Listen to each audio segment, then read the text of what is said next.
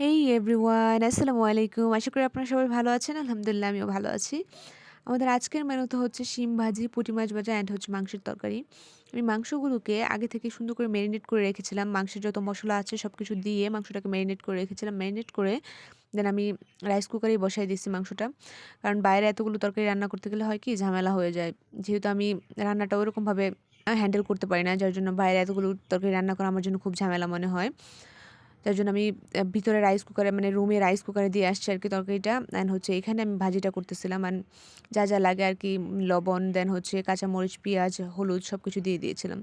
যদিও আমার কাছে মনে হচ্ছিল হলুদটা একটু বেশি হয়ে গেছে। এখানে এই শিমগুলো কিন্তু আমাদের গাছের শিম। গ্রামে থাকলে এই একটা সুবিধা, গাছের সবকিছু খাওয়া যায় মোটামুটি।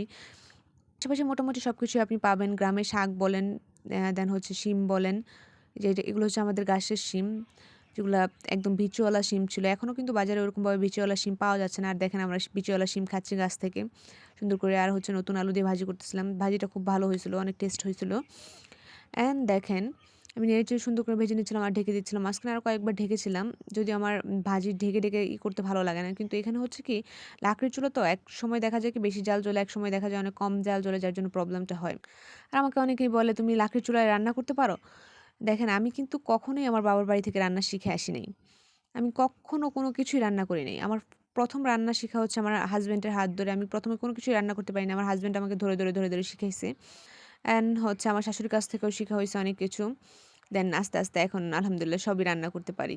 লাকড়ির চুলা বলেন, সব চুলাই রান্না করতে পারি। আসলে মেয়ে মানুষ তো কখনোই বাবার বাড়ি থেকে রান্না শিখে আসে নাই। তাকে নিজের রান্না নিজে থেকেই শিখতে হয় আরকি। আর এখানে দেখেন আমি মাংসটা যে বসাইছিলাম রুমে, এই যে মাংসটাকে চেক করতেছিলাম, নাড়তেছিলাম এখানে আইসা। বারবার করে একটু চেক করতেছিলাম, আবার বাইরে চলে যাচ্ছিলাম। এখানে দেখেন মাছগুলোকে সুন্দর করে দিয়ে দিয়েছিলাম। আমি অল্প পরিমাণে তেল দিয়ে মাছগুলোকে সুন্দর করে ভাজার ট্রাই করতেছিলাম। দেখা যাচ্ছে কি যদি আমি বেশি তেল দিয়ে দেই, সেক্ষেত্রে মাছটা কিন্তু একদম মুচমুচে হবে না। আমি একদম মুচমুচে করে ভাজতে চাইছিলাম। গ্রামে আসলে এই একটা সুবিধা, একদম তরতাজা মাছ। আমার শ্বশুর যখন এই পুঁটি মাছগুলো নিয়ে আসছিল, একদম মনে হচ্ছে মাছগুলো জ্যান্ত।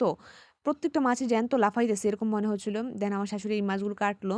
কাটার পরে আমি আবার বলতেছিলাম কি ভাজি খাবো। ভাজি খাওয়ার জন্য আমার শাশুড়ি আবার কি করলো, যেহেতু ভাজি খেতে চাইছি সেক্ষেত্রে উনি বড় যে মাছগুলো ছিল পুঁটি মাছের মধ্যে, যেগুলো বড় ছিল ওগুলো আলাদা করে রেখেছিল। যাতে মানে ভাজা করা যায় আরকি। দেখেন এখানে আমি অল্প তেল দিয়ে ভাজার ট্রাই করতেছিলাম এবং অনেক মুচমুচে করে ভাজতেছিলাম। পুঁটি মাছগুলো কিন্তু খেতে সেই টেস্ট হয়েছিল। ওকে, আজকে এ পর্যন্তই। দেখা হবে নেক্সট অন্য কোনো একটা টিউটোরিয়ালে। আসসালামু আলাইকুম।